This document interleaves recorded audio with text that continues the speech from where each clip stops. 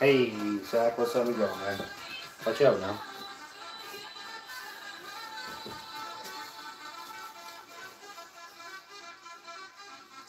What's going on, folks? It's good to see you guys. Good to see you. Just checking in now for a little minute, for a hot minute. Hey, Zach. Zach, what are you at?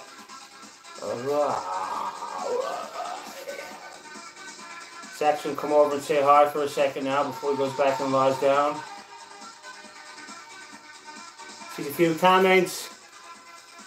Yeah, liking the beard. The beard's coming in now, but the beard might go for the winter. Restarter, we'll see. Saku's doing fine as kind. I'm not going to be able to keep up with the messages. Just a quick check-in. I didn't give no notice because I don't got much time.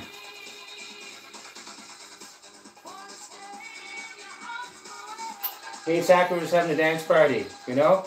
Catching up on some good old modern times. A cold beer, even.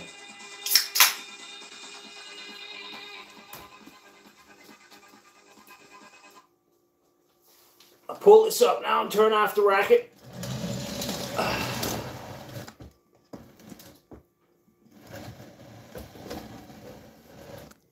Anyways, good to see you. Cheers to the great outdoors.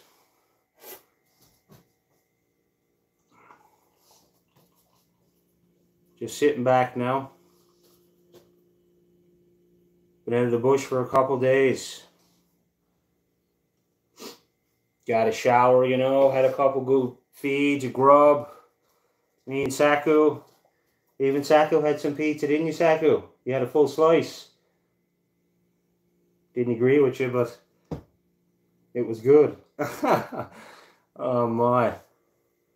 Goose Bay Barbarian, Backwoods Barbarian. Yes, sir. Good to see you from Goose Bay. Yeah, no injuries, no. Best fishing in world-class fishing, David Jones. You know, minor bumps and bruises, wears and tears for the both of us, but, you know, nothing too out of hand. Anyways, I'm reluctant to get on here anyways and talk too much about the actual journey so far. 119 days, you know, since we started in Pervernatuk on Hudson Bay. But this day and age, you know, I could be on with my inReach and giving maybe a few more updates. And I, you know, could be coming out here and writing stories and posting a million pictures and videos. But, you know, after this year is up, it's going to be one hell of a documentary. And the book's going to come out quick. This is all going to be my main focus. You know, things get ruined easily with social media and, you know, the super social environment that we have and the you know, we see everything.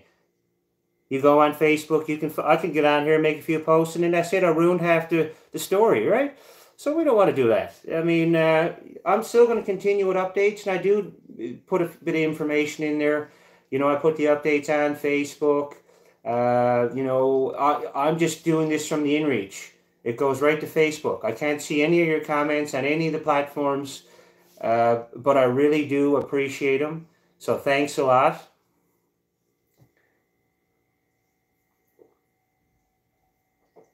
But I make one post on the inReach. I don't know diddly squat about the internet.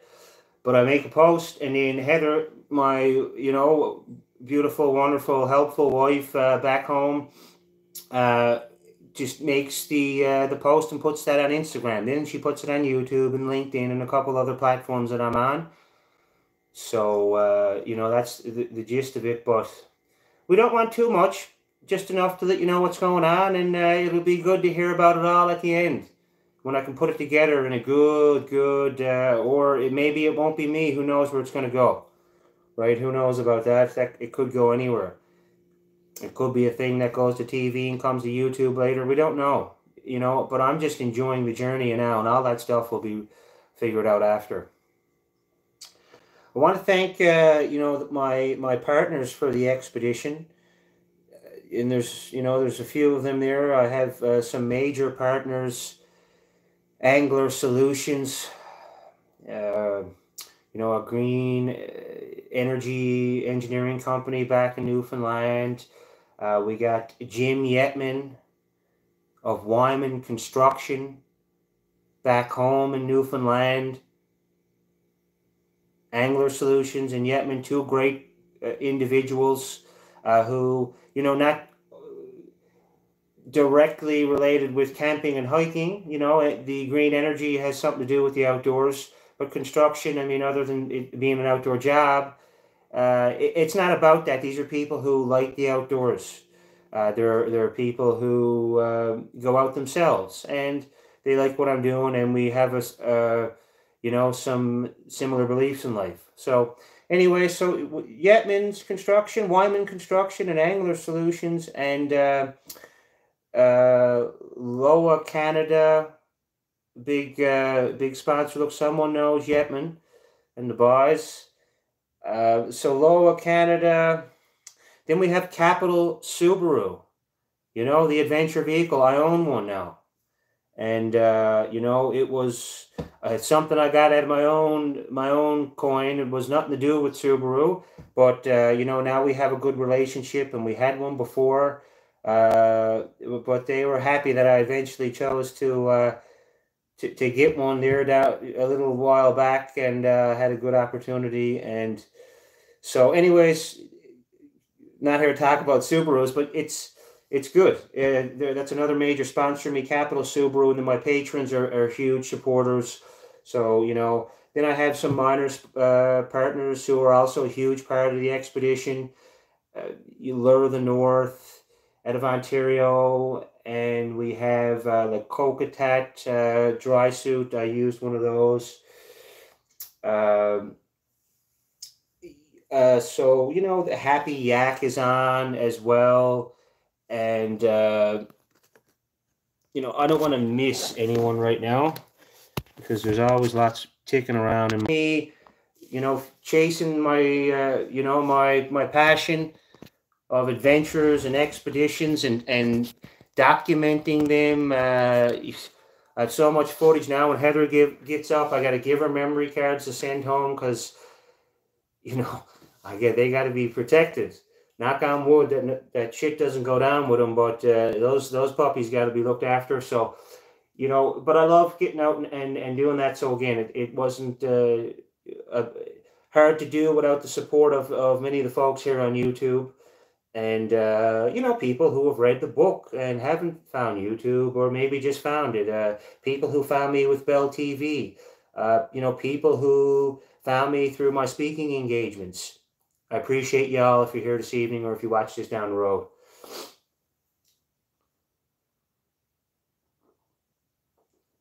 So, yeah, so we're 119 days in. Hard to believe. I mean, yeah. Oh.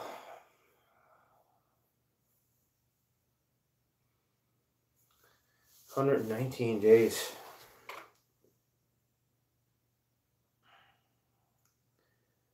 And we started the trip leg one up on the Yava Peninsula,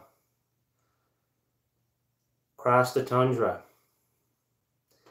I had many nights leading up to the trip. The unknown of that tundra was keeping me awake. I'll tell you that. 700 kilometers to cut across it. At one point, we had started off on the coast, and there was a couple little Inuit huts they use inland.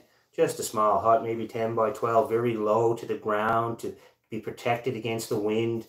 But once we left that, I went about 400 kilometers until I got to the Leaf River Lodge. I mean, again, another remote area, remote structure, but then it was 400 straight kilometers of not a trace anything.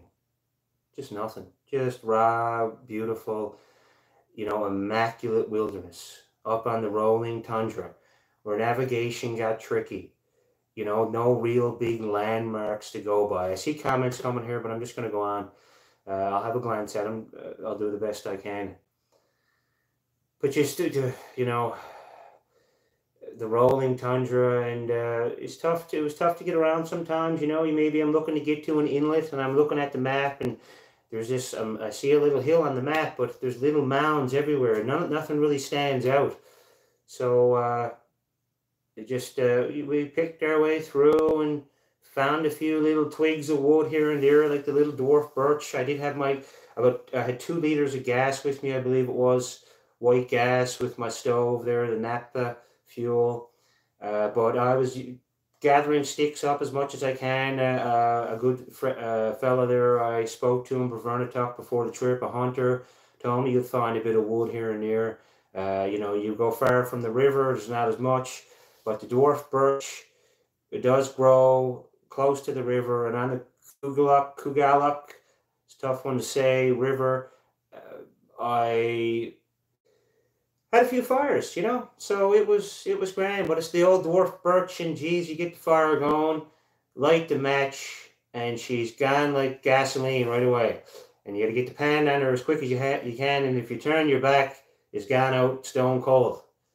You know, so you got to be at the fire and getting the sticks, and you know, keep on top of it, because a hot burning fire burn the eyebrows off you even if you get in too close. And I'm there with the pan, but it was wood, and I had a few fires, and it was great. And you know, then you're going on the tundra, and you know, there's nothing too tall or too big, and I got further inland, and it started getting a bit more hilly, we'll say. And then I'd be coming up a stretch of a river, a steady, and a good flat section. The current wasn't too strong, easy to paddle against. And then I'd see one of these landmark-looking hills in the distance, and I said, "Jesus, must be getting some mountains soon, right?" And that almost looks 1,000 feet high. It's not saying it on the map, but and then you get closer and closer and closer, and geez, you get up to the hill, and it's 15 feet high. There's nothing to it. There's only a little mound, but there's nothing around that's either a bit tall, so it just stands out. And you know, the wildlife experiences, I mean, it was absolutely insane. Some of the things that went on, there were some good close ones. I mean, you know, and I got some good footage of it. And we've seen it all. We've seen the caribou, and seen the migration, thousands, nearly, you know. I estimated at least 1,500 or more. So they came right by us. All the geese migrating, and the swans, and the ducks, and black bears, and wolves, and fish, like world-class fishing. Absolutely amazing. So that was fantastic, and we did that in 40. You know, we crossed the Ungava in 43 days. Came down to Tasiwak on the Ungava Bay after leaving Hudson Bay. You know, where we started, and I had about 7 days there. You know, I took a few at the motel, and which is where I am now, at an undisclosed location, a motel up in northern Quebec. And I'll just going to briefly touch on what got me here. But so in the Tasiwak for 7 days, it was a couple days at the motel just to get a rinse and, you know, not get a shave, of course. That might happen sooner than later. Tough going with a beard in minus 40 of winter, 30, you know, it's freezing temperatures, beard freezing up, gets a bit tangly sometimes. So, yeah, but got in there for 7 days, and just had to change over some gear. I had to wait for a package to come up from Newfoundland, from you know, from home, with items I wanted to swap out and get some, you know, new batteries and recharge my batteries. Just get reorganized and have a little bit of rest. There wasn't much. Going back and forth to the co-op and getting my rations that you know, I bought majority of them in the northern community up there, Tashiwak, and you know, beautiful spot. So I took some time to go around the community and meet some people and have a couple experiences, and then I just I camped outside the community just for a few days, just to camp, just to slow things down for an instant. Because that's part of the goal of the trip too, is to not just blaze through it, pushes, you know, there's been plenty of pushing and grinding, but have a few moments to take a breath and to, at that point, watch and realize and feel in my body that fall was coming. Fall had pretty much touched down when I got there. Temperatures were bloody warm in the summer for the north, I'll tell you that. But I got down to Tasiawak and she started to get cold. So then we continued on after 7 days. Leg 2. We covered 430 kilometers. We're 1,130 in now, roughly. So 430 kilometers. It was 63 days in leg 2. So at the last 119 days, of course, you know, we've been 8 in civilization.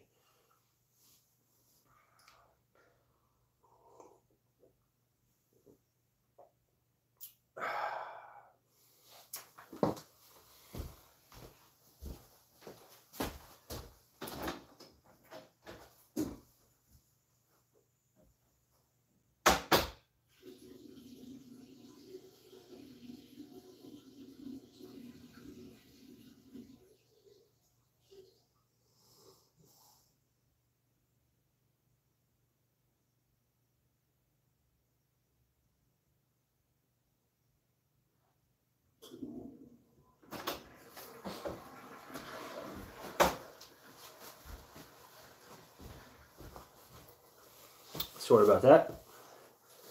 So there's 8 days. There's been 8 days in civilization. 63 days in leg 2. There was a number of challenges that came into play. But you know, just to keep it brief, we were starting to risk it at the end. Several nights of, you know, -6, -7, and then cold days, icy, wet, slippery. You know, winter was coming. It was there. Third last night we had a snowstorm. 8 or 9 centimeters of snow. So that was it. The goal of the trip, or the plan, was when, you know, there was a small pond behind the camp that was froze over. Of course, the river wasn't, but we were starting to risk it. And I'm not going to get into too many details, but so that was it. Part of the plan was when I felt that I wasn't properly outfitted anymore, that things were, you know, I want to complete this trip. I didn't want to ruin it by you know, pushing it to the brink, we'll say, for the sake of a few extra kilometers, because we were hitting freeze up anyways.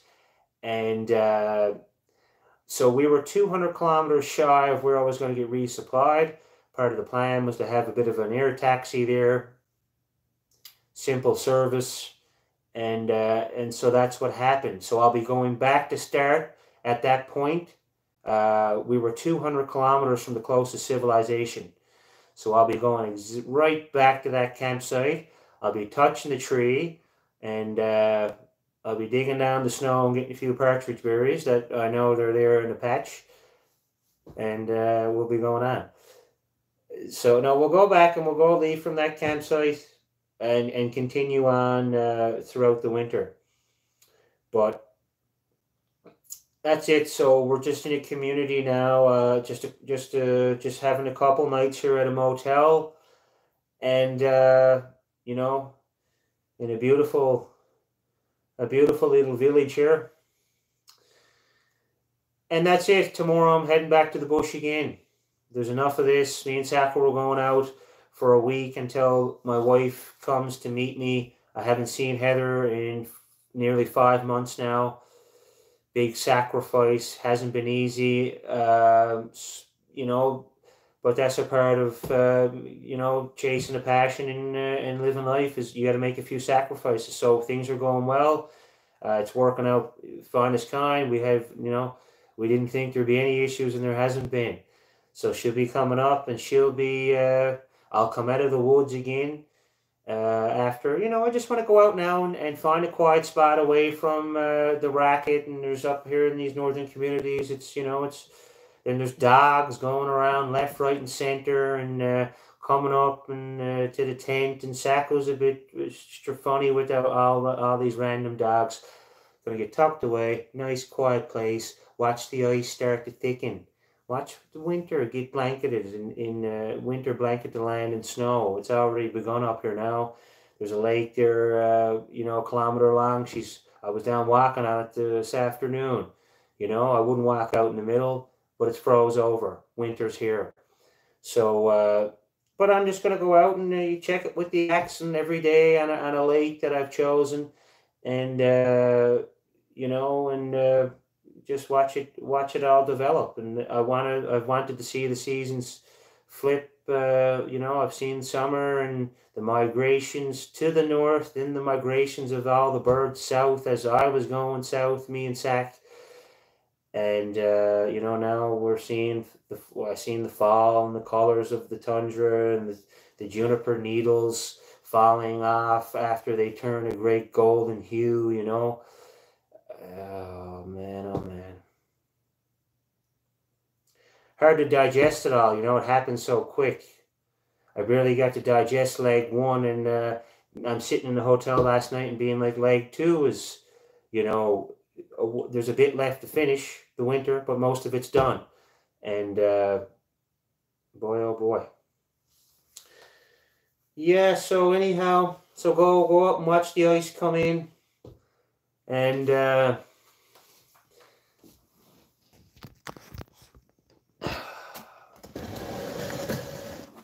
watch the ice settle, and then go out with Heather for a bit, and then we're gonna camp for a few nights. You knows we are. There'll be a few nights in the canvas tent. We're gonna have a little early Christmas because I'll be spending Christmas in the bush. On my own. That's a part of it. It's all a part of it. And, maybe I'll have another four-legged friend with me. Won't be Bear. She can't do it anymore. She's too old, God love her. But, there might be. We'll see. Time will tell. Regardless what happens, anyway, so we're going to have a little Christmas, and we're going to spend some time, in a warm, heated area too, that's civilized, and catch up. And then I'm going to go back after a week. I'm coming back to the bush, and waiting until the ice is proper. There's enough snow down, and hopefully within 3 weeks or so, I'll be going back to where I was. Hopefully it won't be much longer than that. And get my old canvas tent with the wood stove, and it's gonna be good. Load up the toboggan in the morning, a nice crisp winter morning, and the silent white vastness of the north in all its grimness and glory and beauty. And anyways, we'll be going on, plain and simple. I'll be going 200 kilometers to get to the next resupply. Then it'll be another 200 kilometers to another resupply, and this is crossing the last part of northern Quebec in the Labrador. Then there will be a long 800 kilometer section through the interior Labrador. It's going to be vast, but so we're not going to get too far ahead. I'm going to go on through the winter and get as far as I can. And then when spring comes, wherever I am, I'll continue on once the thaw has happened, down into Newfoundland and right down to the south coast of Newfoundland, somewhere near my home. So we're about a third of the way through, I am. But so that's it. But I'm not going to stay on too long. I just want to come on and have a quick say. And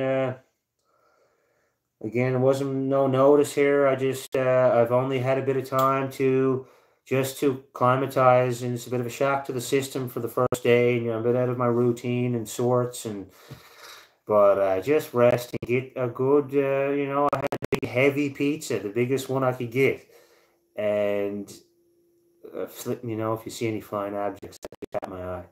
No, no, none of that.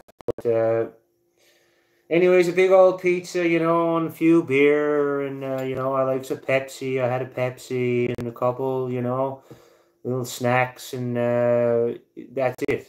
Now it's get back out, get going. But leg two was 60. We were 64 days. We were a couple days waiting to get picked up, but we had traveled for 60 days. Then I waited, a few days there to figure out what to plan my next move patiently and smart. Then waited for the taxi to come, and Nunavik Rotors, by the way, was the company. What a wonderful ride, and to fly over some of my route coming out and to see it from above, and some other great scenic things that Peter pointed out on the ride. It was wonderful. So anyways, had a good experience with Nunavik Rotors, and but it was 64 days, and I went 64 days. I I didn't pass not a town, not a community, not a person, nothing. Just me and old Saku for 9 weeks. Man, it's great to know that there's still places left on this planet that are like that you can go that long. There's not many, but up here in northern Quebec and Labrador, that can happen. In Newfoundland, you can go long stretches too. But up in northern Quebec and Labrador, anyways. So I'm just happy to know that it's still there, and I've seen it. I've just scratched the surface, and man, yeah. So it was amazing. Yeah. Anyways, that's it. Things are going well. I hope everyone had a good summer. I'll wait for the questions. I'll have a quick look there now, but I hope you had a good summer.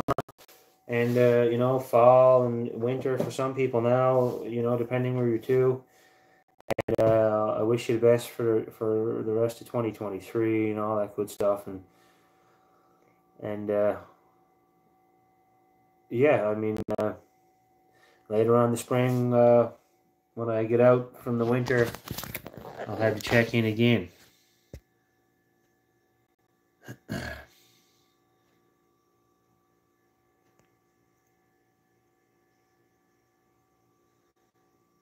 Hold on now. So there's old Sack over there just taking a nap on his bed. Hey, Sack. Saku's been appreciating the rest. But once we get up, I took him out earlier for an hour and a half, and he wasn't long finding his legs again.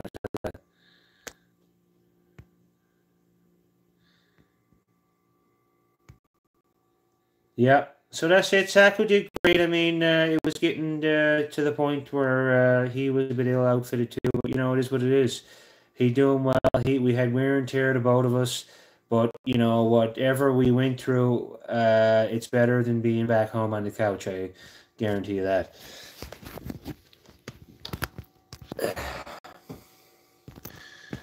A few cuts are a long way from the heart.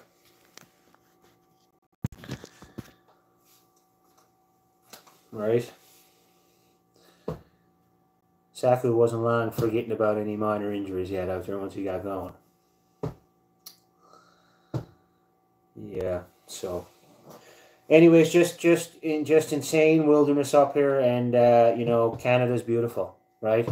And I've done a lot of going on the east coast, but I mean, of course, we get out in the Northwest Territories. and none of it, in northern Ontario, and I mean, it's just, so there's, anyway, but this is northern Quebec and Labrador is definitely one of the last great wilderness areas left on the planet. There's no question. It is with regards to wildlife and the fishing. I got into brook trout and lake trout and wananish and Arctic char. Like, it's,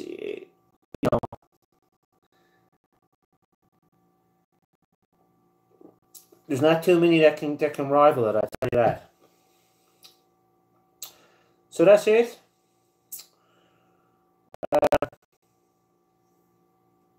I could have went back home here for a week or so.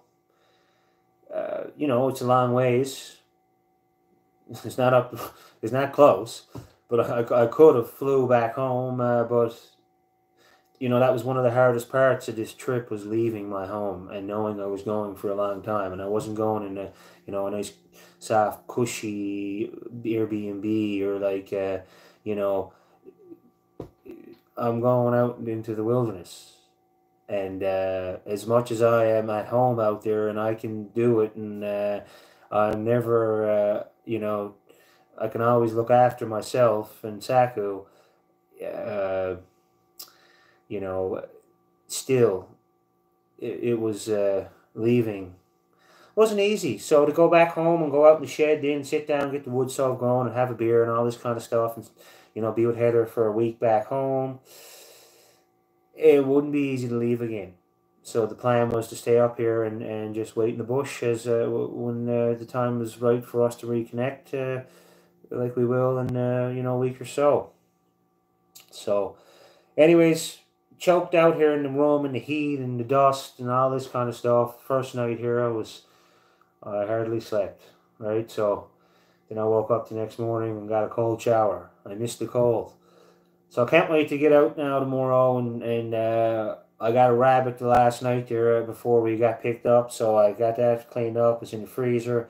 Gonna cook up a big rabbit stew tomorrow night, with salt beef and carrots and turnip and all the goods in there, and a bit of rice, and we're gonna enjoy that, and just sit back and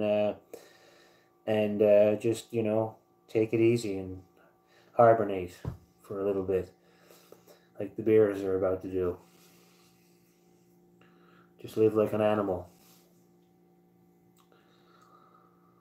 But yeah, so no, that's it. I was just gonna touch on a couple pieces. I'll whip through a few questions here for a second. I'm gonna be too much longer, but I was gonna go through a couple pieces of gear, new items I used, and just a couple of things on how I felt. It's hard doing this on the phone, and the connection's a bit laggy here now. I see. Are going to be doing more caps, and can you ship them to the UK? Yeah, we're going to do more hats. Like, I mean, Heather takes care of that for me. She's we done a lot of that before I left, and we took them on my speaking tour across, Atlantic Canada and stuff like that. So Newfoundland, and so we had a couple sales in. So we just kept. She made an order of the same ones when I was gone, and she sold a bunch. Maybe I don't know what she said, but there was a lot sold. So we're gonna do another order before Christmas, and I don't know if she's going to be able to figure out the European thing, and I don't want to. She's just Heather has a marketing background, and we'll just leave it at that. I don't want to get too much into personal things, but she has a marketing background, and so she's got a knack for this stuff. So, but I don't want to. She may look into it, but we'll see. So you might not. Yeah, people might be losing me. I see someone said, that's it. She's a bit laggy. And I'm trying to, I see someone. Yeah. Oh, we're getting a bit tough here now. That's it, see? I'm not in the big city here now, let me tell you. But I'm in a beautiful spot nonetheless. I'm in a spot where you don't have to walk far and you can see every star in the universe, you know? There's no light pollution up here. There's a scattered street light and that's it. So me and Saku were out for a walk earlier, watched the stars and moon, and I thought about my campsites and all the things I seen, and I just longed again to be out lying in the tent. But got to get in here and do a few things and do a bit of work and check this and check that and catch up with things. I mean, I own a house and all this kind of stuff back home, so I mean, I'm still a normal person, and just had a few things to catch up on and talk to family and nephews and all this kind of good stuff. So yeah, but I'm gonna go up to the top of these questions. I'm just trying to. I see someone did a super thanks or something. I don't know how to get up to that. Anyways, boys, we're roughing it here on the phone. With scrappy connection, but that's it. That's all we can do. What do you do when you live in a shoe? Save up your loot and you buy a boot. Excuse me. So, someone, Dave Stelling, I'm just going to flick through questions. There's kind of a lot here, and it's hard for me. I can only see him on the sideways phone, and you gotta figure things out again when you comes back out of the woods for a while. It's not so easy to, technology is a bit of a, though I'm using cameras and that, like little things like YouTube Live and, checking emails and stuff. There's little things that you forget. You'd be surprised, So, anyways, it's not too bad. Anyways, I got to turn it this way. Love of Jesus, sorry. Okay. No, okay, all right, here we go. I'm going to go to the top and just scan down, do a few here, and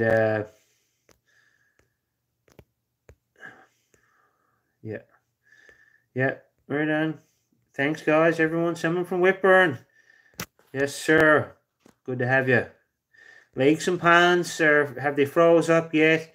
The smaller ones, yes, and the bigger ones won't be long. It was blowing here today, so one was half open, but next calm night she'll be cut right over. So father and son outdoors, how's it going, my buddy? Yeah. I met you out in Corner Brook at the presentation. Right on. I see. I'm just going to look for some questions here now. If there's any there, just take a second. Cross Florida. It's only 90 miles, but laced with alligators and snakes. Yeah, that's right. Everything's got different risks, right? There's different risks and there's different animals and stuff like that, but I like we'll say the boreal forest is my favorite spot to be. I mean, maybe I'll venture to the jungle someday. You never know, or go to the poles, the North Poles, but Alaska is enticing to me at the moment. I think about it in the tent, things I want to do next. Yeah, so anyhow, I'm just having a flick through. Thanks everyone, thanks for tuning in here this afternoon or this evening, tonight. Yeah, Honolulu. Yes, sir. Good to have you. Lars, Justin, when can we see your video on YouTube? That's listen, it's like this now, Lars, and for, I mean, that question might be down here again. I don't know. That's it. This is things take time, and this expedition is taking 4,000 kilometers in a year nearly. So and it's just and there was a lot of preparation leading up to it, which my life depended on it, and it was important to be ready to go out in these very unforgiving areas alone, where, you know, one wrong move could be the last one I ever make. So, you know, it'll be somewhere, and I have, you know, I'm in talks with, you know, many different people. Like, it may be on a streaming service or TV or something, and we don't know. I mean, I'm just going to do the trip, and you know, there's some things figured out, and more things will get figured out after. But you know, hopefully, as before with Bell, it'll come to YouTube, and you know, anyways, we won't cross that bridge right now. There's plenty more to come to YouTube, other trips too. There's things I have unfinished, you know, before I left. Anyways, there's lots to come. How you feeling? Good spirit or doubt or loving it? Oh, whiskey tango foxtrot. I'm telling you. You know, I'm licking my lips now to get back out the winter. It's everything I expected and more. Norm Pinsent, where are you now? Undisclosed location. Just here somewhere brief now, and you know, I was even reluctant to, of course, to give too much information on what happened, because I don't want to ruin a good story. It's so easy to do this day and age with all the social media, and people want instant gratification. They want things now, uh, you know, so. And I was reluctant to just even come on, and but I just, you know, I do appreciate the support, and I did want to say hi and come on here for a bit, but part of me just wanted to just stay off the grid for as long as possible and have just a little, just a break, and I will, and I'm going back out, so it's all good. No big deal. Uh, you know, you know, I just want to live the simple life for a bit, and I always do. But you know, I mean, back home things become more fast paced once I, you know, leave the wilderness. So that's the way it is, right? You know, you just sometimes I want to keep going and going, and you know, but there's always this one trip and more trips, and this trip is just many trips in one, many different seasonal trips. Oliver says, how long have you been thinking about this trip? I've been thinking about it about planning for about 5 years, Oliver.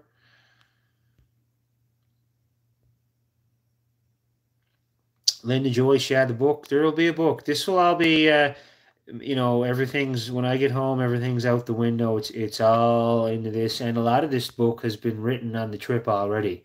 You know, I've done, and that will be, you know, some of the things I'll do, say, in the upcoming week when I go out and take some time to just rest up and, you know, do some writing in the tent, and do some sleeping, and, you know, watch winter really grip the land. I'm just looking for question marks. Okay. Yeah. Scan through. Thanks for all the comments. Again, really appreciate it. And just glad to stop on here now for a minute. For 45 minutes. So just a couple items before I leave now. Like, I tried out the Hilberg Rogan. You know, and they didn't give me any sponsorship or partnership or nothing. I just bought this tent, and of course I used the MSR Hubba Hubba for many years, the 2-person one, and you know, I started having issues with their new composite poles, and yeah, I didn't like the switch from the DAC 9mm poles, which is what Hilberg uses. And overall, you know, call a spade a spade. You know, it's about $400 or $500 more than the Hubba Hubba, but well worth it. I'm extremely pleased with the tent. It's a summer tent, and of course I used it right up into early winter here, and it was grand. I mean, it's a bit more spacious than the Hubba Hubba. Has better waterproofing, better poles. It's very much like it now, and that's why I wanted this one, because similar model, had the 2 doors and the 2 vestibules, which I find handy, especially having Saku there. You know, I can get out one door if he's on the other side, and you know, store a bit of gear under both those vestibules, so I don't always have to set the tarp up if I want to keep something out of the rain. Yeah, you know, and so it was grand. Quite a good tent. I like the inner tent where there's only mesh on the doors, you know, the rest, and the mesh is fairly thick mesh, so like it just keeps more heat in the tent. It was a bit warmer in the summer, but last going off, it was, you know, really kept the breeze out, and felt very nice and sheltered in there. I, of course, ran the gas stove in the tent when it got colder to warm up in the morning, and have a scattered quick meal. I ran the gas stove in the summer when flies were, you know, at an all-time craziness, and I dive in the tent and cook in there, you know, with the vents open and being safe. And I'm not recommending it, but it's something I do, and I'm careful about it. So I didn't tell you to do it because the tent doesn't tell you to do it. That's for sure. It's the first thing they tell you not to do. So great tent. Oh, one of the only complaints is the vestibule opens from the middle, and I like with the Hubba Hubba how it opened near the side by the door. Now I have to, like, you know, especially in the middle of the night, if, you know, I need to get out and relieve myself. Well, sometimes I use a bottle, and when the flies are bad or it gets too cold, we'll leave it at that. I'm just being honest. But, you know, other times if you know, many times I get out, and just I'm getting into too much detail, but any time you get out of the tent, you got to reach out too far. So I like the side zipper on the Hubba Hubba over this one. And you can change the doors, but that's not, you know, you can make the vestibule, you can exit from one side or the other. You know, you can change it. So on one door, on one side of the tent, you can get out, you can make it open on one corner or the other, whatever side you want it, depending on where your head's to or when you're sleeping, I suppose. But that's not a great, you know, that's no big deal. So that, and seems to be a little lower inside, a little less height. But other than that, way better tent. Extremely happy with it. Going down the stretch, nights were getting colder, you know, -7, -8, and this kind of stuff. And, you know, I was having the fire right in front of the tent because, you know, I'm starting to push the limits of the sleeping bag and my gear and everything else in the cold weather. And, you know, so me and Saku appreciated the fire, you know, a nice step out from the tent. So, well, there's a few burn holes in there. What odds? It's nothing a bit of crystal clear Gorilla Tape can't fix, right? That's what I carry with me. Little roll of it. Sticks great on the holes, you know, I patch it on both sides. So a couple holes there, just like I got a couple holes in this sleeping bag I tried out, you know? You know, you get a couple burn holes in the sleeping bag. You don't know until there's down shooting out like fireworks in the tent. So, but that's good sleeping bag, rated for -9. The Mech Draco, you know, when I crossed Labrador and into northern Quebec in 2018, I had a sleeping bag that was rated for like -3, and that was a mistake going into the fall in the north. And you know, my feet suffered dearly from it. You know, I left with the onset of, you know, frostbite, and I had pins and needles in my feet and toes for about 5 to 6 weeks after I got home from that trip. So I was ill-equipped. But this sleeping bag was better down the stretch, though still I started to push the limits of it. You know, what I've come to understand with sleeping bags is this thing is rated for -9, but, you know, once it gets... We'll subtract 7 or 8 degrees off this and say -2 or -3. Once it gets to that, you know, for me anyways, because everyone sleeps differently. Like, I'm actually a warm sleeper, and but I found once it got down to -7, and one of the last nights there was -10, and I could feel the cold sensation with many layers of wool on my top and bottom and my feet. So it's kind of like -3 is the zone. Like, if I had my time back, maybe in Tasiawak, maybe would have got my -20 and took that for the fall section of the journey. and then, you know, in -10 and -12, I'm solid, right? That sleeping bag in -20, I'm okay. I've slept in the -20 and -30. And boy, I knew it was -30, I ought to tell you that. But I survived. And you can survive too. But, you know, it all depends. Warm sleepers, cold sleepers, you know, how you nourished yourself throughout the day and before bed. Are you hydrated enough? Has 1-8 enough? Has 1-8 enough, you know, high calories, something high in calories and, you know, protein even before bed, you know, something that warms you up quickly, or, you know, carb will give you some quick heat, you know, and then you get like if maybe you're eating something fatty and it's going to give you some longer sustained heat throughout the night. So it depends, but not a bad bag. Fairly light. What's the saying here? 1.2 kilograms, 650 downfill power. There is a female version too of the same bag. It's got a different name on it, but it's -9 as well. And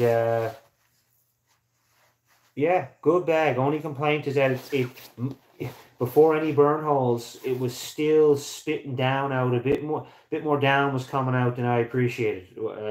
You know, sticking in your clothing and stuff, like compared to other down bags I've had, it's a bit, spits out too much down. So then I got fancy on the trip, you know, and I suppose, and got an Arc'teryx raincoat wind shell.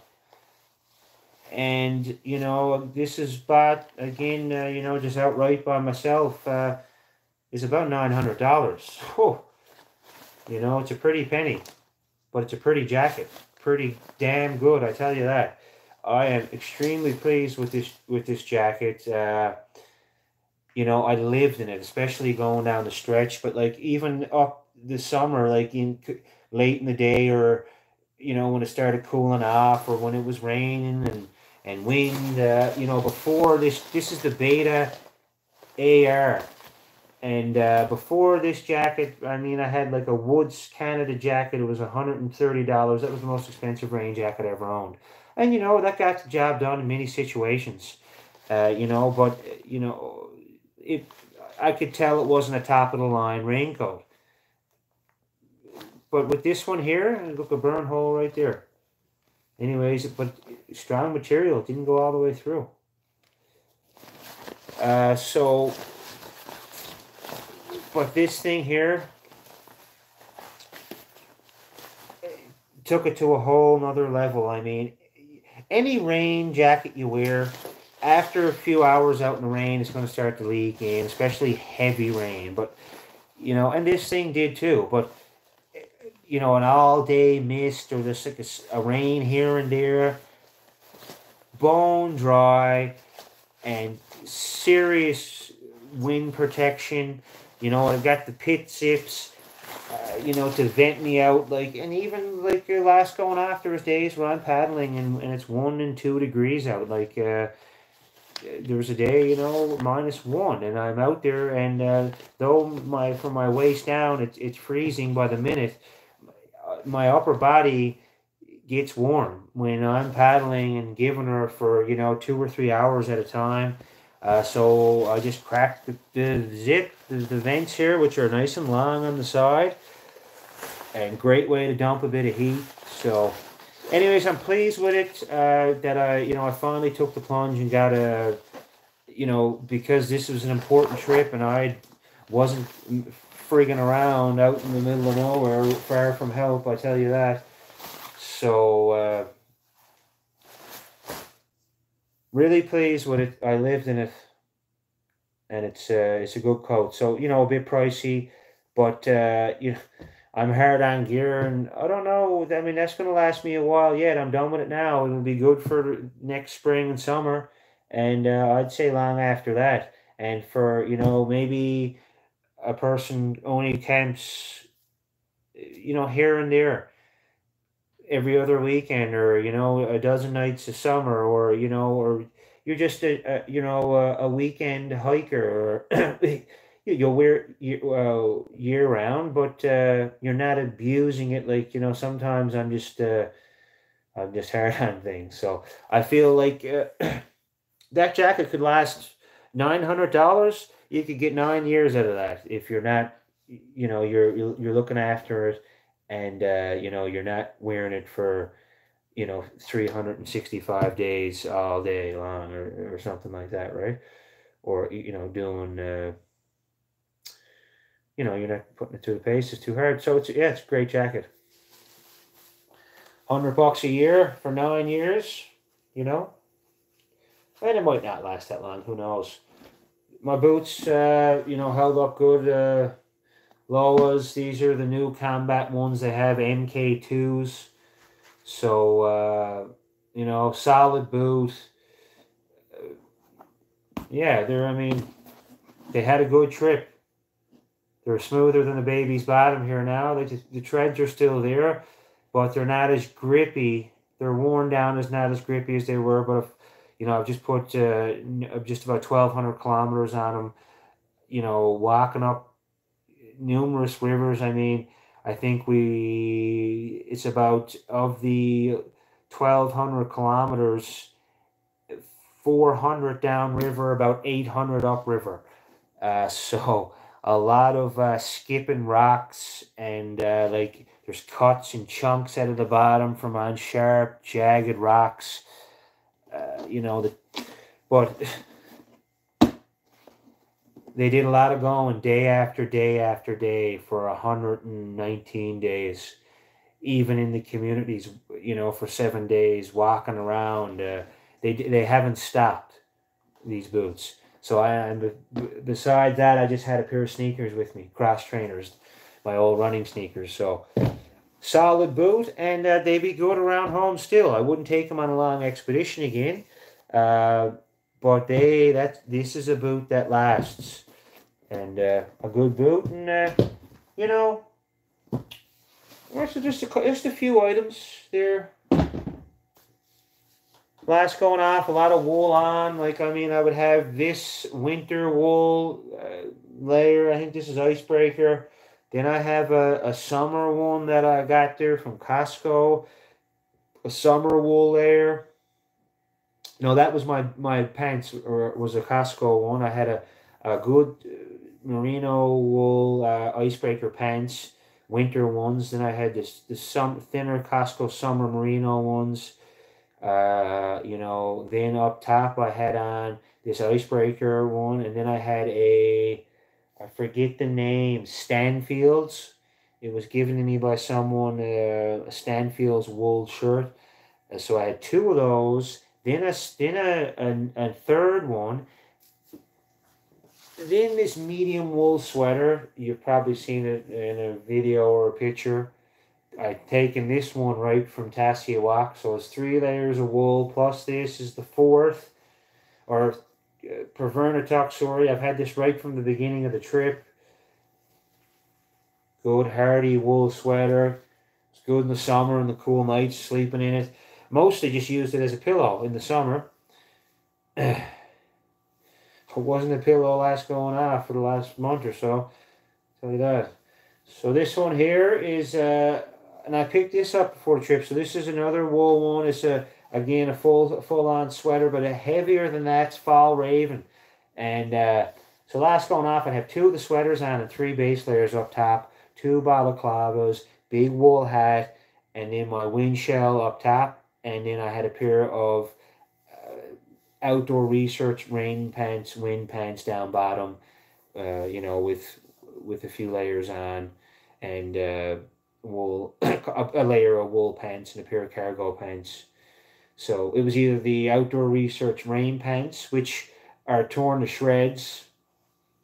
They're not very tough. If I wasn't wearing them, of course, I had on my Kokatat dry suit in the canoe. But the outdoor research pants, I don't know what model they are. Anyways, they could be a couple $100, but they're burn holes, and then I tore them here on a stick and used the clear Gorilla Tape. But buddy, she held up solid. So But yeah, so that's a bit of the clothing, but lots of wool, and I'm happy with, I love how the wool sweaters are key, especially in the fall, but even in the summer it was nice to have one.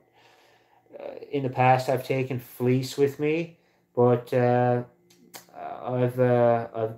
given up on it now, more or less, for the wool. Even the winter I used to have a fleece layer, so Patagonia, but I'm not taking it now. I'm going all wool, just because, like, that's,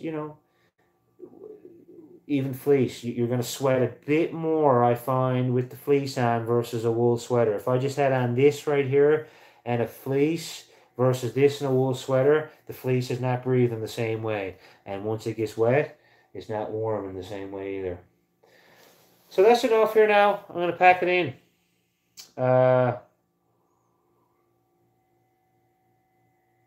It's been good. So I hope you're all doing good. I'll just have the last look here now. Might be another question or two. Thanks for tuning in. Appreciate all the support over the years.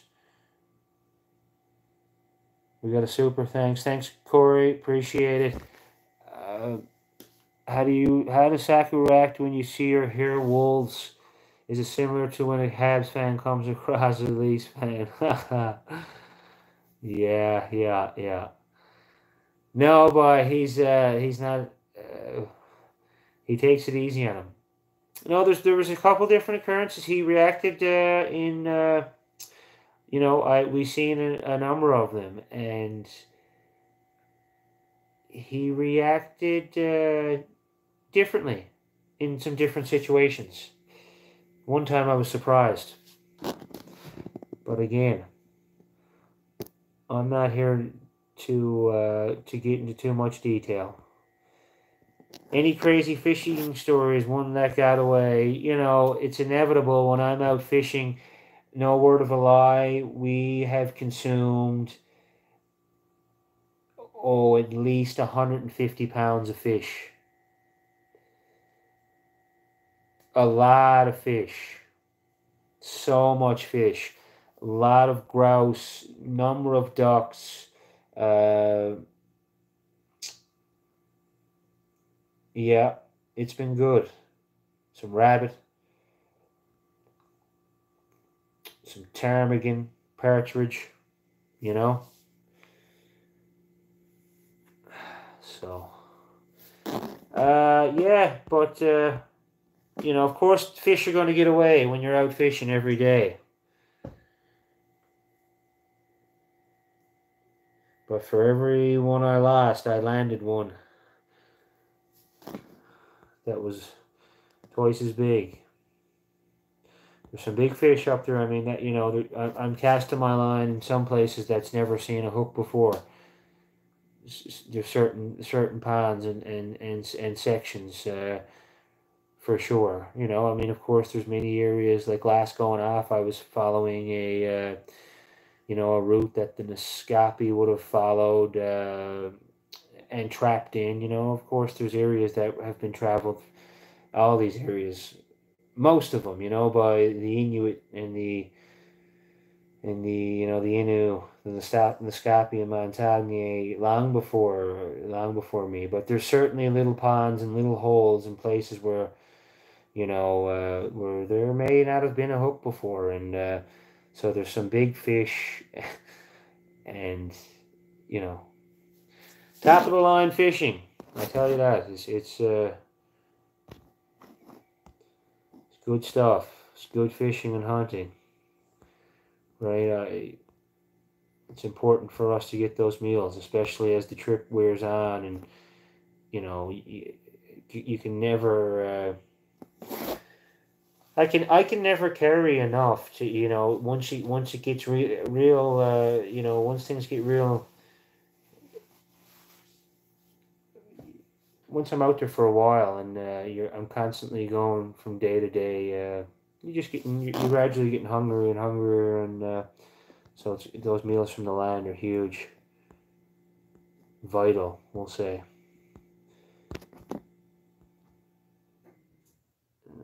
Okay, yeah. So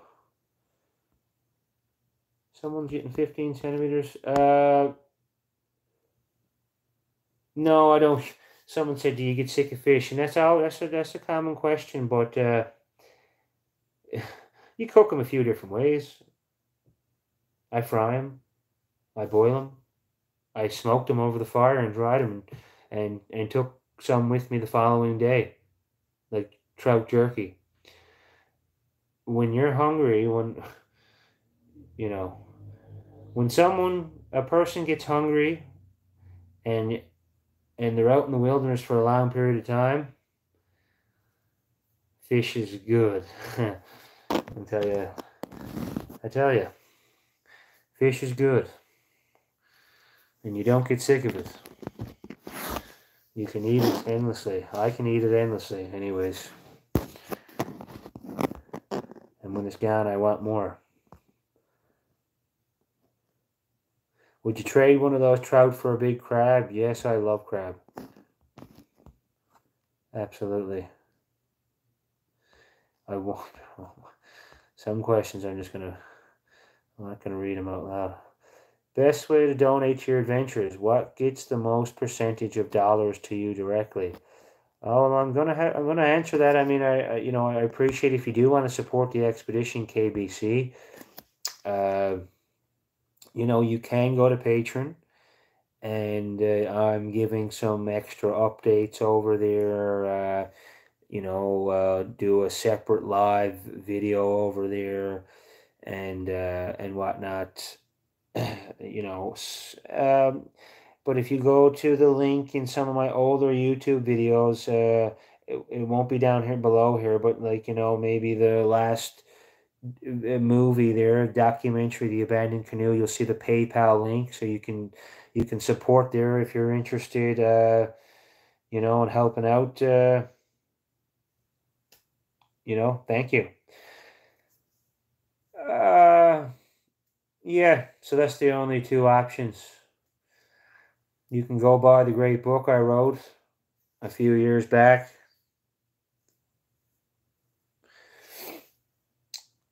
Man and Dog Through the Newfoundland Wilderness. So, anyways, just happy to have, the support of everyone.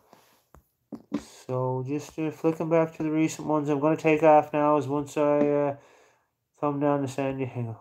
The videos come out, Chad. They'll come out when they're ready, now, just like any good Hollywood movie.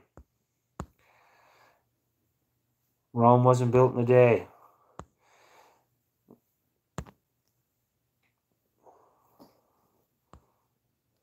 Tony, I look back through I seen a comment there on something just before I left the summer, and it was, I came on and did a live and spoke about this trip, and I seen a comment saying, if you do another live and don't post an actual show, I'm unsubscribing from the channel. And I'm not someone to get too wrapped up in this stuff, but I just laughed at it, Like what it takes to get out here and do a trip like this, and then get home and edit it, or try to find someone to edit your idea for you. And the fact that we're how we look at the world now, and if people want things right away, and if it's not up on YouTube in a day, did you die? I mean, I'm always going to be creating. I love creating.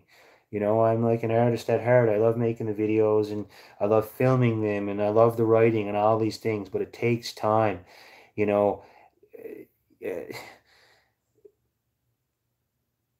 Great pieces of work, things take time. Things that you're passionate about take time. And, I put out content every year.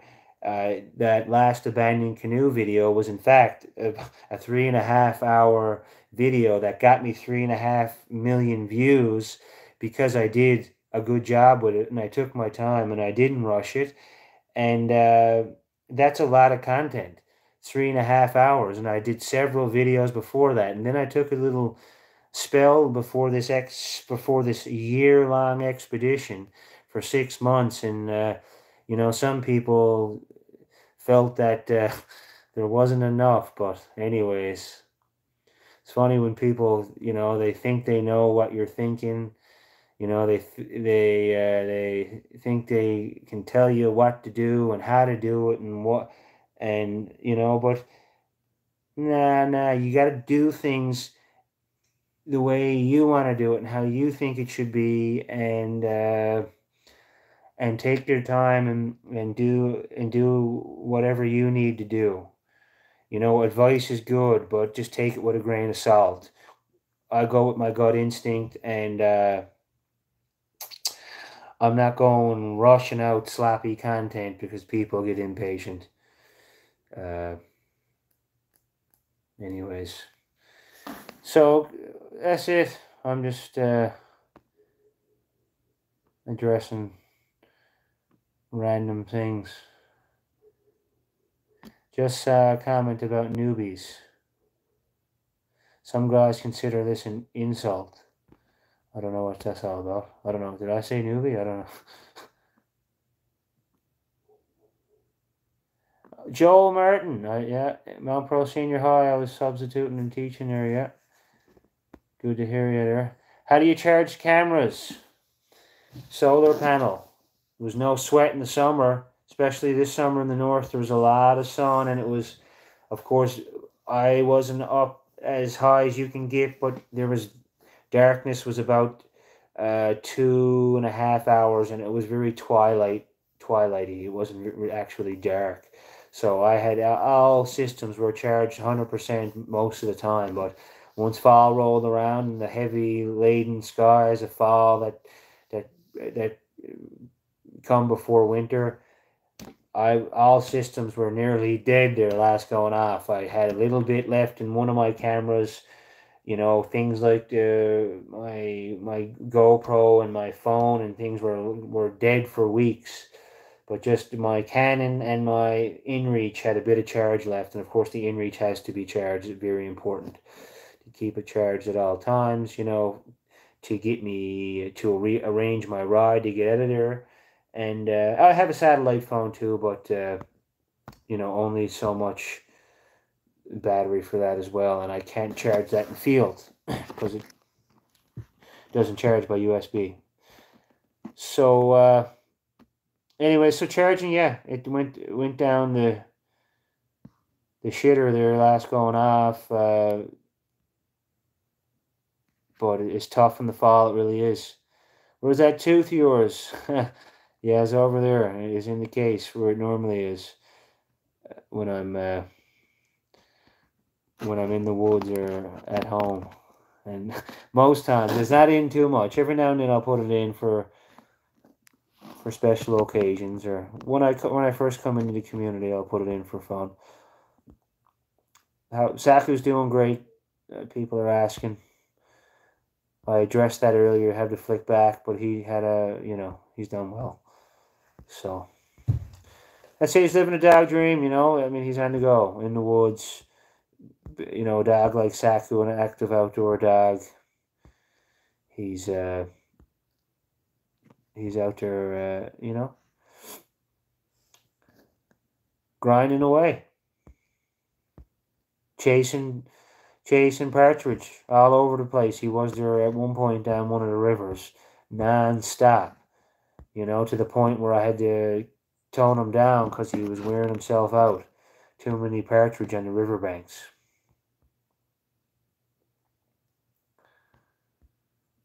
Okay.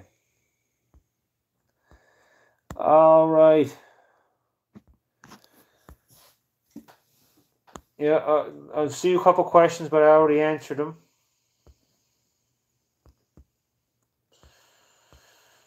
I didn't answer them directly, but another question answered them, or I answered them back in the stream already. If maybe you came late. Get a Western mountaineering bag to go with your Hillbrook tent. Yes, I've seen those.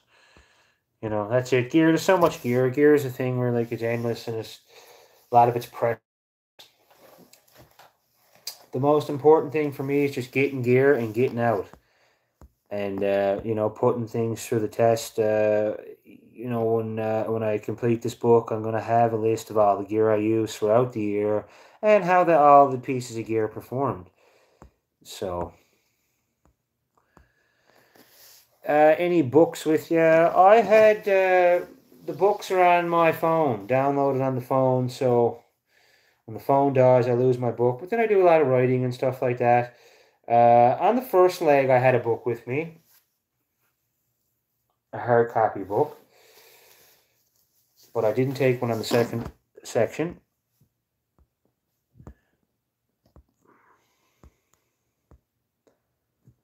Yeah.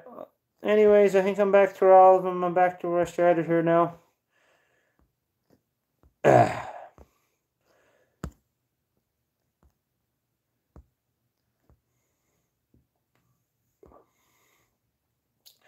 No, David, are you hunting and fishing or bringing food with you? Oh, I mean, it's very, not impossible, but would be a challenge to cover, hundreds of kilometers with absolutely no food. Got to have a few rations, and, I'm just taking a few rations, oatmeal and stuff like that. But I would say for the first leg, I maybe relied on the land for, maybe 30 to 40% of my food. For leg 2, I relied on the land for 50% of my food. So it was 50-50. I had 50% enough to just get by, and I was out there for 9 weeks, so it was hard to carry enough. So the rest came from the land and the water.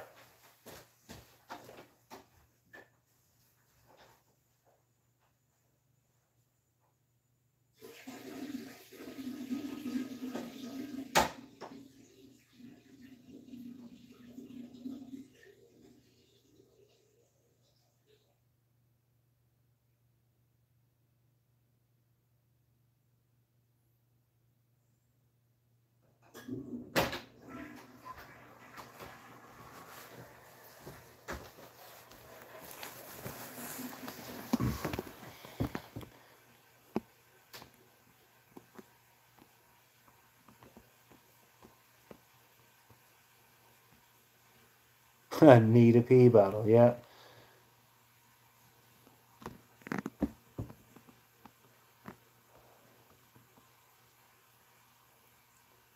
Tunnel tent, Carol. I think that was related to the tent.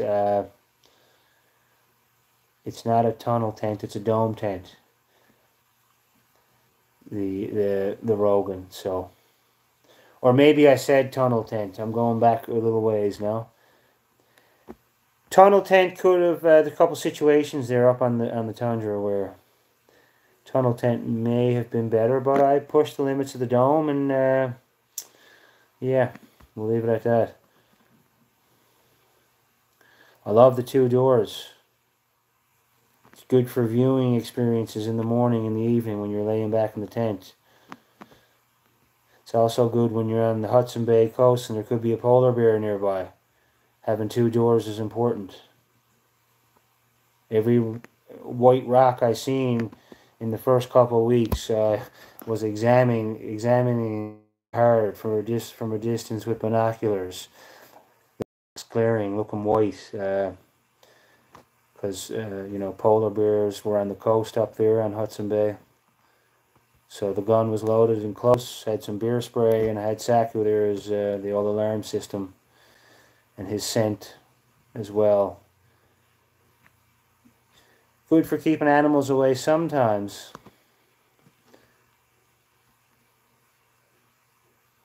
Has any gear failed on you that you didn't expect? Rain pants ripped open, but I thought they were flimsy anyways.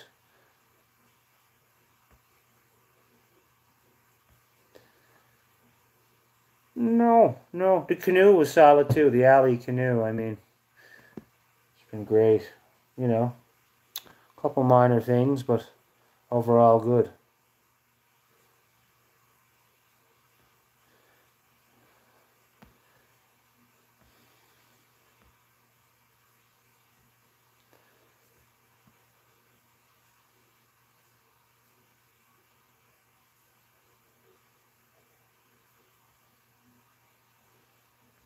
Would I do a trip across the territories? Yeah, someday. Someday, who knows? Lots of plans. Okay, I'm all the way back. I'm going to go down to the bottom, then I'm out.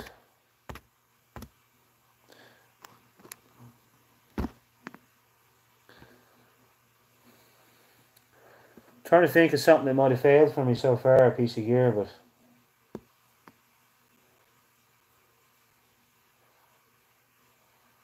no. I brought a dry bag and the buckle broke on it, so I burned the bag. It was a heavier duty bag, wasn't you know? Nah, it was heavy. It looked heavy duty, but once I put it through the paces, it showed its true colors. Weak buckles.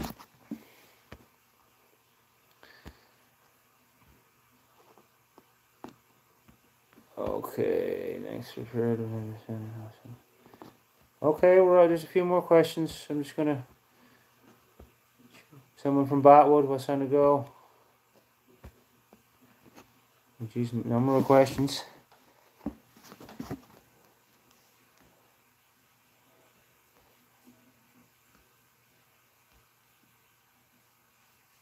Awesome Northern Lights. I mean, dozens of times.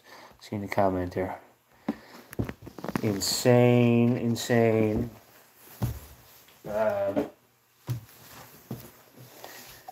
Yeah. Like with no light pollution. I mean, absolutely spellbinding.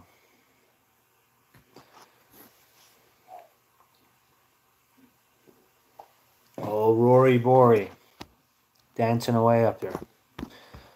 I'm just trying to get back to where I left after. That's a good song, The Shining Birch Tree.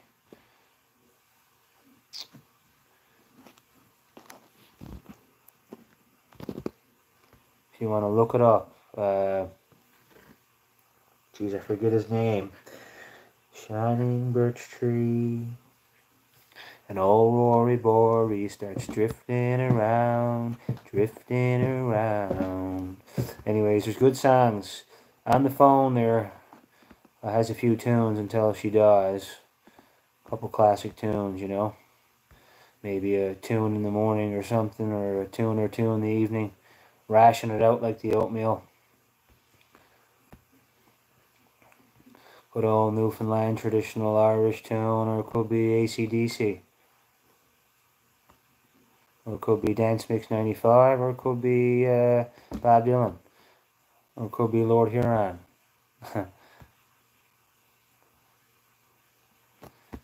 My hands, yeah, someone said it.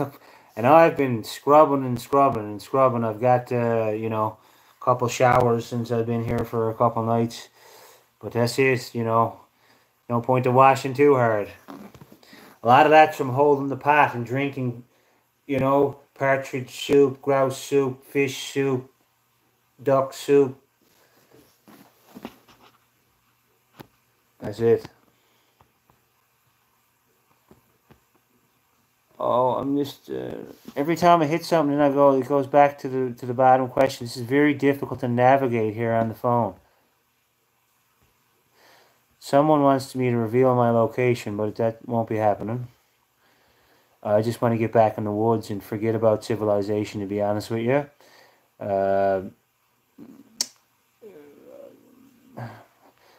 Right, this is just a quick little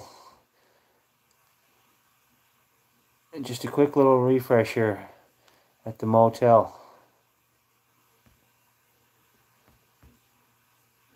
Yeah.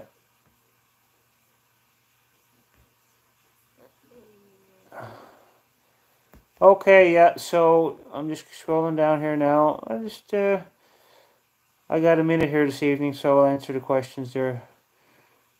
Every one that I can see. It's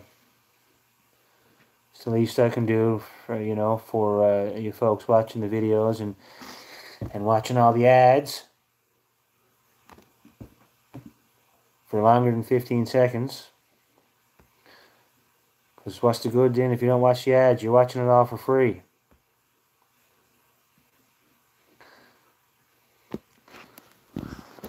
People don't watch enough ads and I go to TV. I'm only carrying on here now. No. This could be on Netflix. This trip. I'm going to manifest it.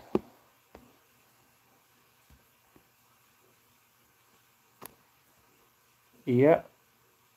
Wife is fine as kind. I mean, hey. People might not, you know, there's lots of people who work on boats and go away for long periods of time, and people who work out on the oil sands, and, you know, that's it. People have to spend time apart. It's like trappers and sailors years ago. Sometimes they'd be 7, 8, 9 months, a year or more, years away from their wives. I mean, but you know, when we see each other, it's a special thing. It's an indescribable thing, you know, just to see each other again. Heather, if you're watching, hi, in bed. You might be watching. Mom and Dad, hi. I love y'all. Any other family? I love everyone anyways. I love y'all. Good to have your support. I just can't wait to get back in the woods now. Scrolling through these little questions on the tiny screen is starting to get to me. Fishing was good. Fishing was great. It was grand. It was wonderful, Randall. Like, I just want to bring, I think about some of my buddies and stuff, like, you know, I want to get them up here with me in some of these spots, and like, you know, and one day we will. We'll come back for a short little trip, you know, for a few weeks. Something sensible that people with families and jobs can manage, and I got some fishing holes in up my sleeve now.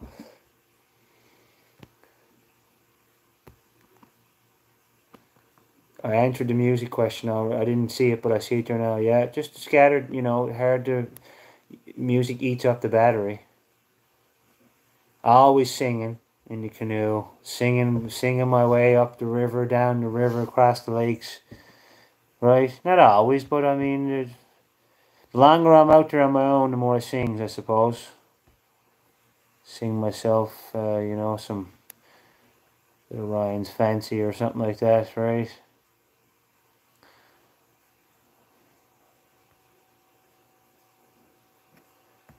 So keep going, folks, you know, keep doing what you love to be at. Like, I mean, you know, keep living life, keep grinding away out there. Right? It's not always easy, and I know, you know, this seems like, oh, you know, I'm out living the dream, and I'm out, you know, it's hard work, you know, just like anything else. So, and there's lots of highs, but there's just as many or more lows that I had to push myself through. And but how sweet it is to get through it and get to the campsite or whatever it might be, and you know, it's I can't describe the rewards. I mean, if you've gone out and canoed, or, you know, done some sort of adventures, and you've pushed through challenges, you know, I mean, right, we all know what it's like to get through a good challenge, so there's nothing like it. See, I see a question with Paul. Why did you stop YouTube? I mean, I didn't stop YouTube. I'm in the wilderness for a year. I can't, you know, and I don't need to pay someone to put videos up when I'm gone either. I mean, not at this point in time. So I didn't stop at all. There's plenty. There's 120 videos there, and there's many more to come. But I spent some time preparing for the biggest, you know, expedition of my life, that where I had to encounter many a risk.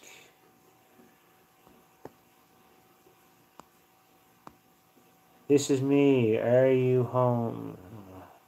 I'm not home.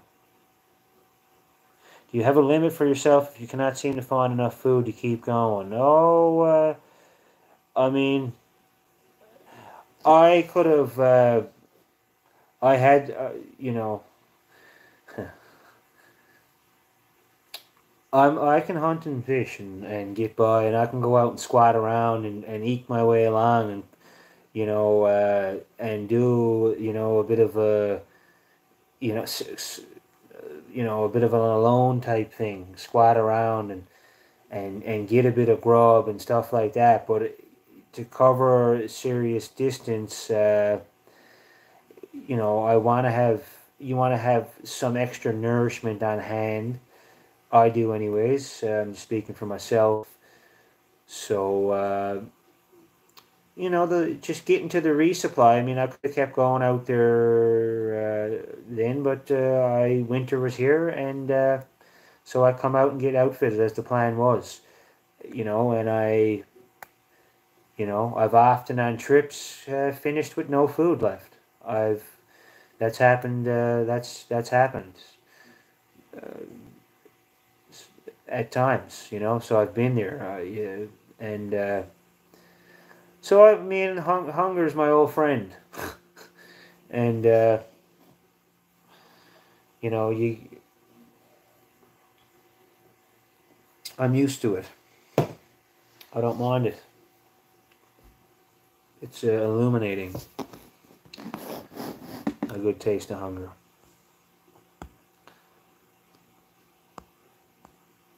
Any disappointments or welcome surprises regarding equipment reliability and performance? I just talked about the equipment there, so I'm not going to get any more into that, sorry, but I'm going to do a full review after this trip. So anyways, I'm gonna do this. I'm gonna do that. You know what I'm gonna do? I'm gonna get back out in the woods, and I'm gonna. I got a long ways to go to get home, so that's my main focus right now. Is to enjoy the journey and keep plugging. There's about 2,700 kilometers or something left. There's a ways to go. I'm a third of the way roughly through this journey. About 3,800 kilometers. Seen some big waterfalls. I mean, I don't know. I'm not 100% sure on the heights of them, but like over 100 feet. Some of them.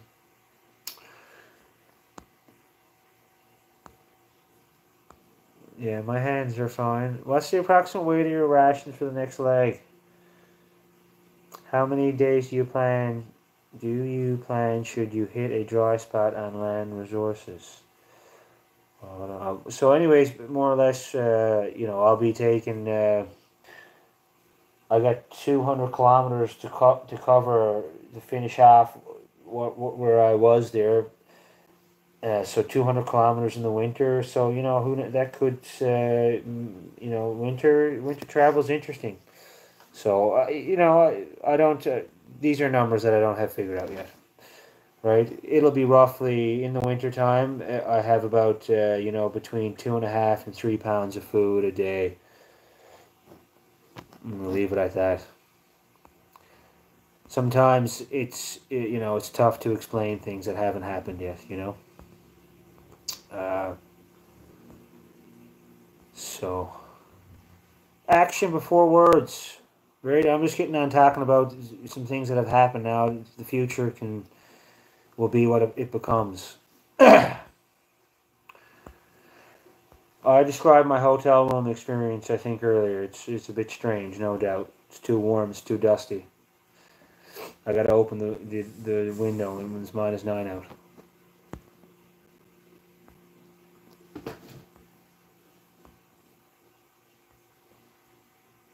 Lost a few pounds, Guaranteed last 20. I'm not all done, Andre. I mean, I'm just, this is just a resupply. Someone wants me to talk to geography students. I mean, maybe when the trip is over, drop me an email.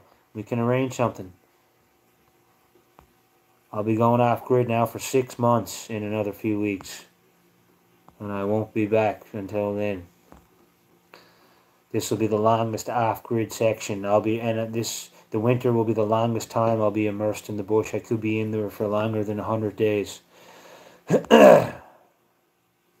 Later on this winter.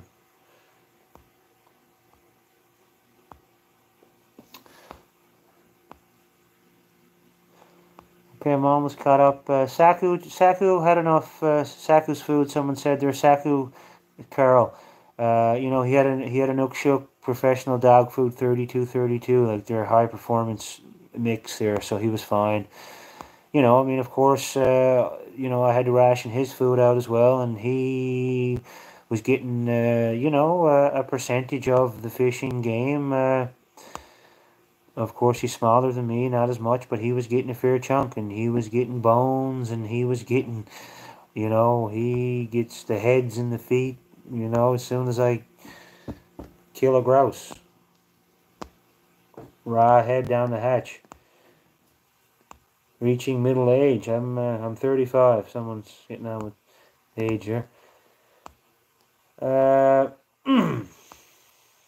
How were the bugs in July? The bugs were the bugs in the north, but they weren't apparently when I came down to the community or there at Tess Siwak, they weren't so bad as they've been. And I didn't wear fly dope one time this whole summer in northern Quebec. I don't know. I just don't. I just keep moving. And I don't know.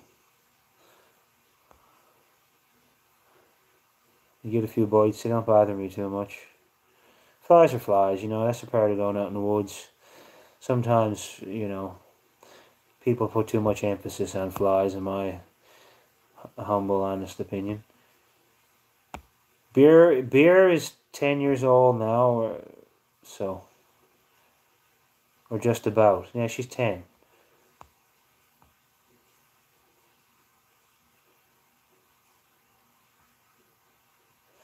But Beer had a little touchy cancer there, so that's why I was training her for this winter section, as you have seen in the past winter series there, and one trip from two winters ago for 40 days that I actually have footage of and haven't gotten up yet either.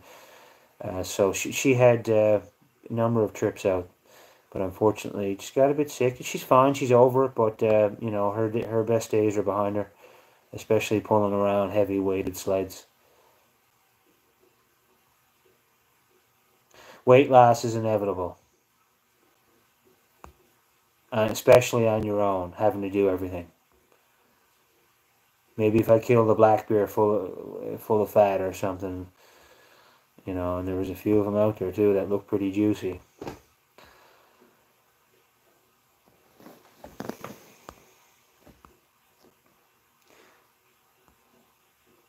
Traveling during freeze up the winter. I mean, the winter stage is probably going to be the hardest of the expedition. Demanding travel in extreme cold and walking with snowshoes. But I can't wait. It's the way some of the trappers of Labrador and the indigenous people used to travel their trap lines with snowshoes and toboggan many years ago. So, and it inspired me to to take that style. Can we pay your motel bill? Give me a super thanks. I'm only kidding.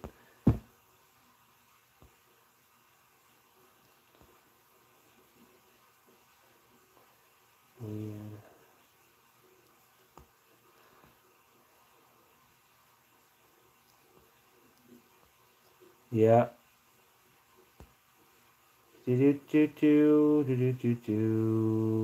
Okay.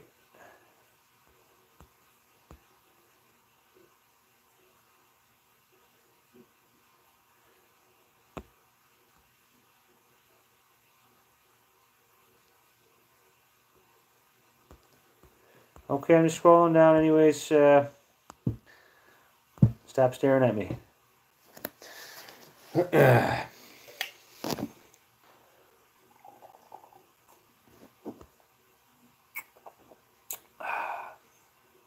Last night here in the motel, no? See lots of satellites, and someone said, yeah, sees a few satellites. I like seeing satellites, they're cool, and sometimes I don't know if they're a satellite or what they might be. Shooting stars that give me little signs and messages. Any surprises? I'm not answering that question. That's I'm not getting into details here. Thanks though. What are you scared of?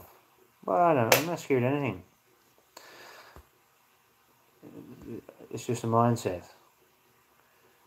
You know? It's all a mindset. You just got to be focused. I got to be focused. What's the estimated current number of days total for the expedition? It's going to take up to, could be, 10 to, at this rate now, it's going to be at least 12 months.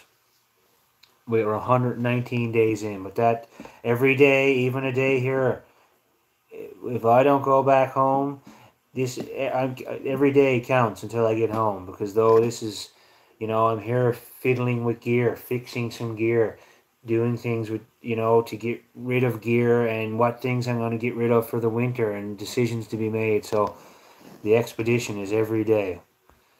Day 119 around here now, since I left my home back in Newfoundland. Yeah, it looks like I'm down to the bottom, getting to the bottom here now. As soon as I get to the bottom, I'm gone. So you get a question in if you got one. I appreciate them all.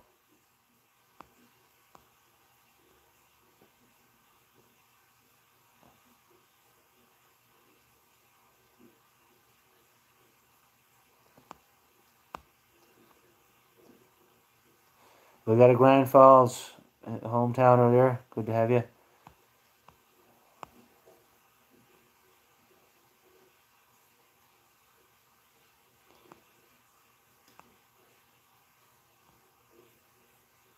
Did you quit school to do more vids? I was teaching for 5 years. I don't teach no more now. Full-time adventurer, right? With full-time with the filming and the writing and the speaking and the adventures.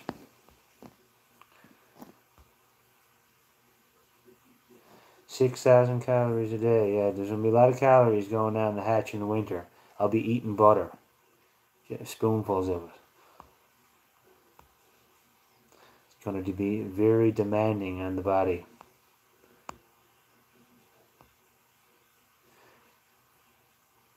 Me and the wife are having an early Christmas.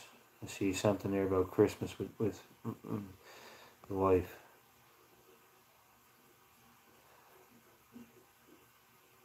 Someone said, do you talk to yourself? Well, I'm talking to the camera. Camera's a companion of mine out there. But I let my thoughts run out loud sometimes, or just talk out a plan, or like, how am I going to approach the next section of a river or a lake, or, I'll talk out the plan out loud. Why not, right? We're making a game plan.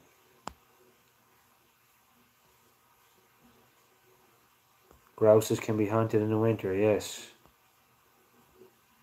I was catching brook trout and lake trout and wananish and Arctic char. Spruce partridges, spruce grouses, whatever you want to call them, yeah. That's what we got, and we got dozens of them.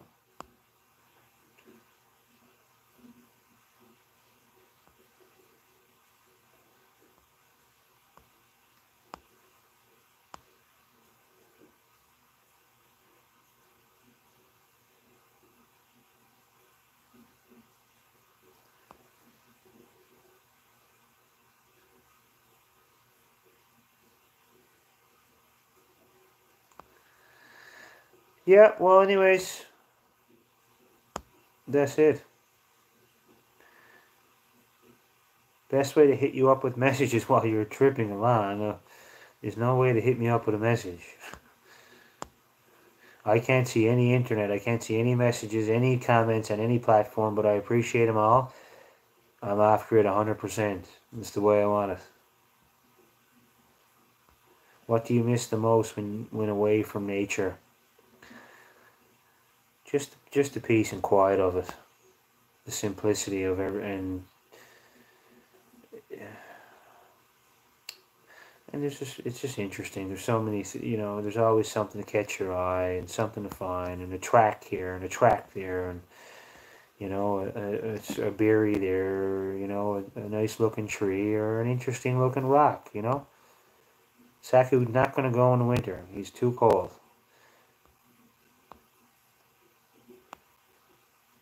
What am I drinking? I'm drinking a beer, you know. So, that's it. Did you eat vitamins? Yeah, we ate lots of berries. All kinds of berries.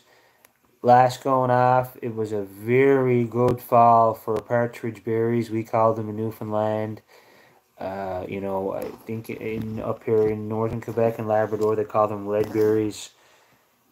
Oh, well, we ate liters. Saku's crap was just the same as beer crap. Black with berries.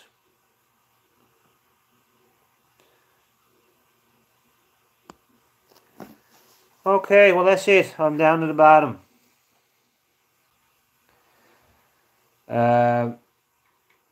What's been your most indispensable piece of gear so far? Favorite pot or pan, a versatile jacket? You know, to be honest with you, as I said there earlier, I'm really enjoying the AR Beta jacket. Like, they didn't, our Turks didn't give me diddly squat. I got that, I just bought that with my own hard-earned money, and it's great. So, great piece of equipment. You know, majority of the time, a person gets what they pay for with regards to outdoor gear. Every now and then, I'll get a bargain, but that was well worth the investment, and I recommend that jacket for even light smaller adventures and stuff. Good jacket. Anyways, that's it. So, couple more. Jeez, what's going on here? Tons more. Oh. All right, folks. Have a good night.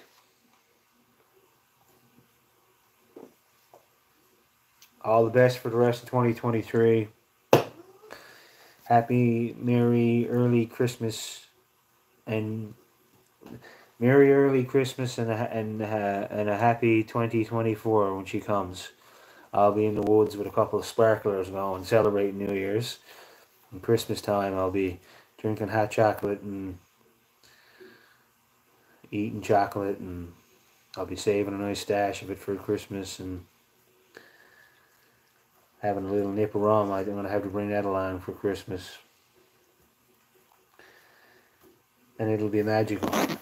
Anyways, folks, all the best.